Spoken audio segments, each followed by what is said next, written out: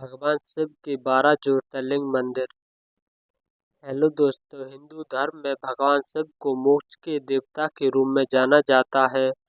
जो भारतवर्ष में भगवान शिव को पूजने वाले भक्तों की संख्या सैकड़ों में है। वैसे तो भारत में भगवान भोलेनाथ के कई मंदिर और धाम हैं, जिनमें प्रतिदिन हजारों की संख्या में लोग भगवान शिव की पूजा और आराधना करते हैं। लेकिन इन सभी शिव मंदिरों में भगवान शिव के 12 ज्योतिर्लिंग मंदिर का महत्व सबसे अधिक है। हिंदू पुराणों के अनुसार इन 12 ज्योतिर्लिंग में भगवान शिव के स्वयं ज्योति रूप विराजमान है। जो व्यक्ति प्रतिदिन इन 12 ज्योतिर्लिंगों के नाम जपता है, वह सभी कष्टों से मुक्त हो जाता है। तो आज हम आपको भगवान शिव के 12 ज्योतिर्लिंग मंदिर के बारे में बताएंगे, ये क्यों प्रसिद्ध है।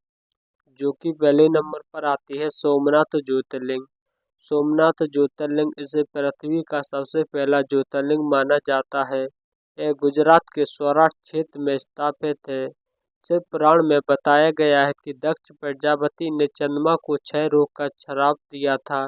तब इसे मुक्ति के लिए चंद्रमा यहाँ पर भगवान शिव को प्रसन्न करने के लिए तप किया था।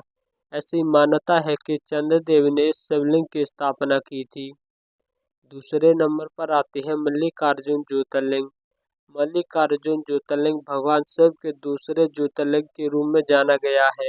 यह ज्योतिर्लिंग आंध्र प्रदेश में कृष्णा नदी के तट पर सेलंग नाम पर्वत पर स्थित है। इसे दक्षिण का सैलाब भी कहते हैं। तीसरे नंबर पर आती है महाकालेश्वर ज्योतिर्लिंग। महाकालेश्वर ज्योतिर्लिंग को भगवान भोलेनाथ के तीसरे ज्योतिर्लिंग के रूप में जाना जाता है। यह ज्योतिर्लिंग मध्य प्रदेश के उज्जैन शहर में स्थित है। यह भारत का एकमात्र दक्षिण मुखी ज्योतिर्लिंग है। महाकालेश्वर ज्योतिर्लिंग में होने वाली भस्म आरती सारे विश्व में प्रसिद्ध है। चौथे नंबर पर आता है श्री ओंकारेश्वर ज्योतिर्लिंग।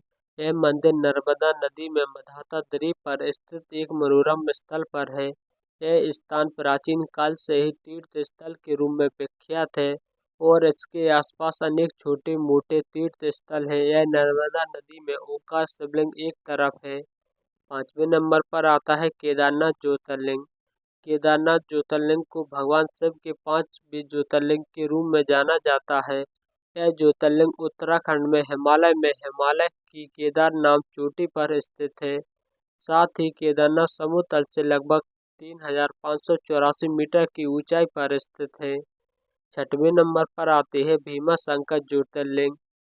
भीमा शंकर ज्योतिर्लिंग को भगवान शिव के 6वें ज्योतिर्लिंग के रूप में जाना गया है। भीमा शंकर ज्योतिर्लिंग महाराष्ट्र जिले के पुणे में सह्याद्री नामक पर्वत पर स्थित है।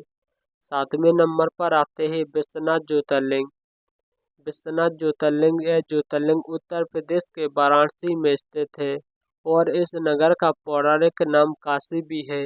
इसलिए यह ज्योतिर्लिंग को काशी विश्वनाथ के नाम से भी प्रसिद्ध है।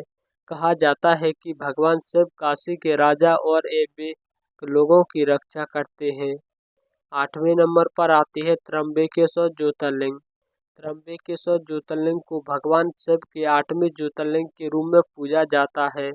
यह ज्योतिर्लिंग महाराष्ट्र के नासिक जिले में स्थित है और इस ज्योतिर्लिंग के निकट ब्रह्मगिरी नामक पर्वत भी स्थित है।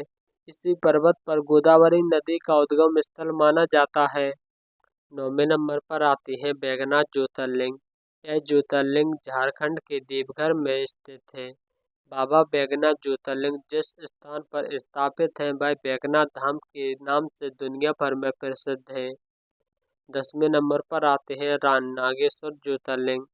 यह ज्योतिर्लिंग भगवान शिव के 10वें ज्योतिर्लिंग के रूप में जाना जाता है और यह ज्योतिर्लिंग गुजरात के बड़ौदा क्षेत्र में गोमती द्वारका के करीब स्थित है।